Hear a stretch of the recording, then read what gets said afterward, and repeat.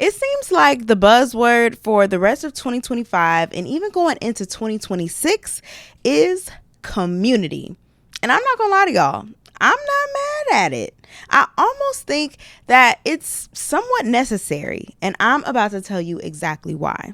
Welcome to the Brain Squeeze, where you get a juicy dump of all of the things going on inside of my big old juicy brain here. I'm your girl, Noni Juice, always keeping it juicy. And community is the conversation that we are going to be having today, because that word is just a word that I am hearing all the time now. It is all over social media.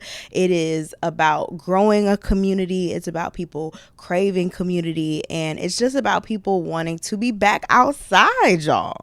And I'm not going to lie, I love the fact that community is starting to make a comeback. I mean, it is 2025, almost 2026, which means we're about 5 to 6 years out from the pandemic. And I honestly, truly feel like the pandemic did a big number on all of us.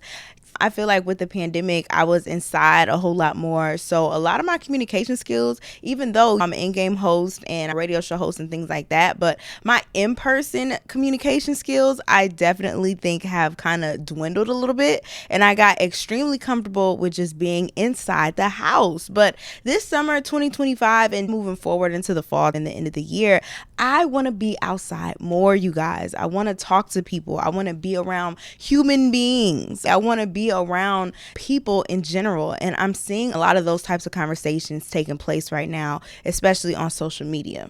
There have been so many different forms of community that I have been seeing that have been taking place. I've been seeing so many more like run clubs. I've been seeing book clubs. I've been seeing just like, I don't know, pottery class clubs, just people wanting to gather around other people who are interested in the same things that they're interested in. I had made a video not too long ago talking about friendships, and it's very hard to make friends as an adult. And so with these clubs, I think it's a great opportunity for people to kind of get out of their comfort zones and be around, people, like I said, have the same interests as they do. So if you are someone who wants to get into health and fitness, there are so many run clubs out here, so many Black run clubs, by the way. Shout out to Fear MKE. That's one of the ones that I did their 5K this summer. Okay. But people just want to be around their tribe. They're trying to find who are their people. And I think as adults, it's a great time right now to try to do that. It is so hard to make friends as an adult. And I think now that us millennials are more adjusted to using technology and even just using social media, we are seeing our high school friends or just our old family members on social media, and we don't feel like we have to connect with them outside of this digital space we have created for ourselves. But as technology continues to advance, it's even more important now and even more necessary for human connections, especially since on social media, it's getting harder to tell what pages and what influencers and just what people we follow in general are actually real people versus AI. Like the AI is getting really good, but I don't think we like that. I think we want to be around other people. We want to connect with other just humans, and knowing that the information that we're getting is from human beings, which is why I think community is so important during these times, and building community is so important during these times right now. And with community being the buzzword for the rest of 2025 and moving into 2026, brands are taking notice. There was an article written in Vogue Business that I tried to get, but they was trying to make your girl pay for it, and I was just like, y'all too expensive for me. I don't care that much. But on their Instagram, there was a post back in July, and they were talking about our community event leaders, the new influencers. And so I'm just going to read you a little bit of what they put on their Instagram post. So their caption was, from run clubs and reading groups to sober socials and ceramics collectives, micro communities are increasingly gathering offline. With them, a different kind of cultural capital is taking hold, which is not focused on traditional influencers and social reach.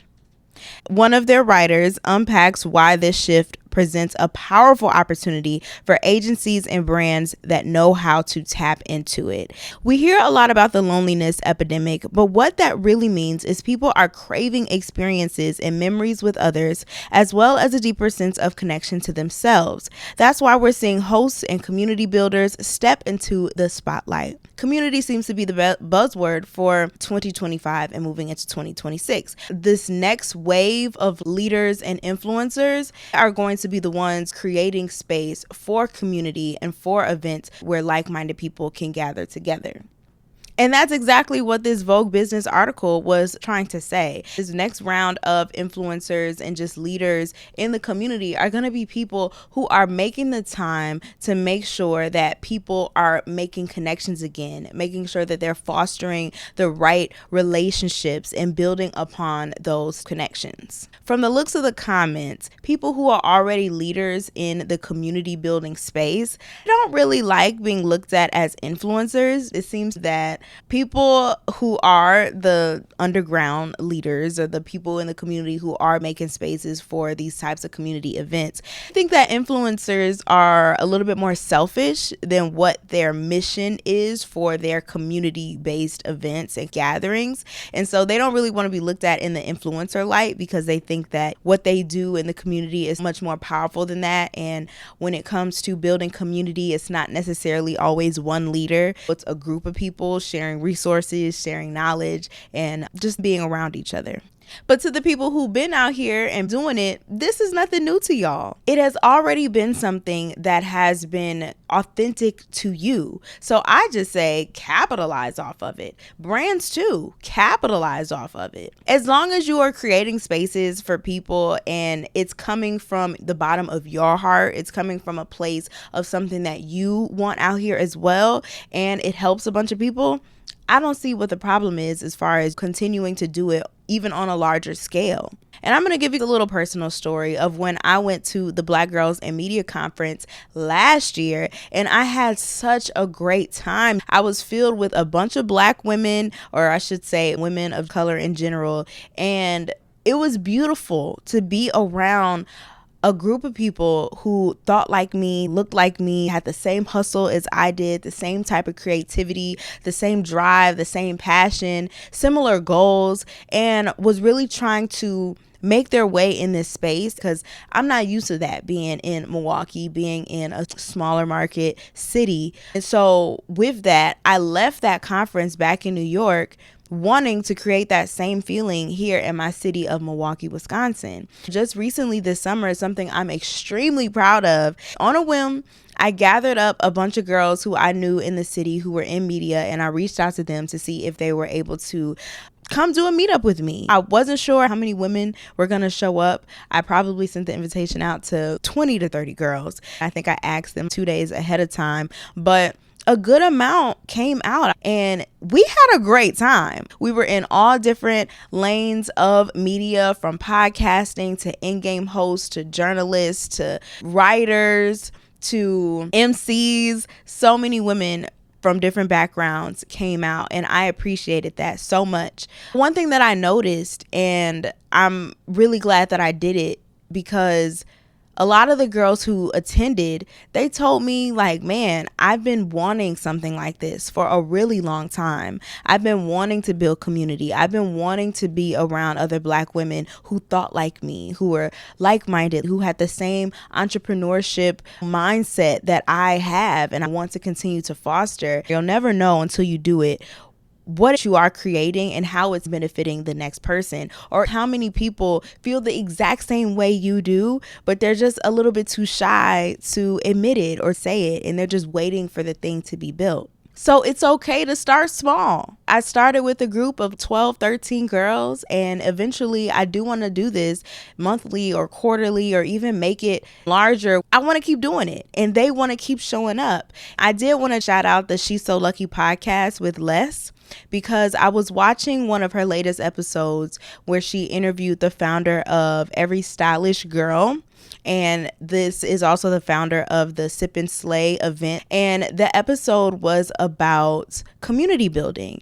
And I just heard what the founder was saying. She pretty much was saying that it started very small, and she did it on her own. Maybe started with like 100 and then 500 and then eventually 1,000. The CultureCon event is 10,000 plus attendees, and it started literally just at her house, filled with a bunch of people who she thought was like-minded like her. So if you are someone out there who has been wanting to build community, it is perfectly fine to start small. Invite the few people who you know and then post about it and tell other people that this is a thing that I'm trying to do. If this is something that you're interested in attending and the type of people you want to be around, the type of tribes you want to try to grow and foster relationships in, come along. You would 100% be surprised by how many people would actually be like, man, I've been looking for a book club, or I've been looking for this run club, or I've been looking for this fitness club, and there's nothing out there.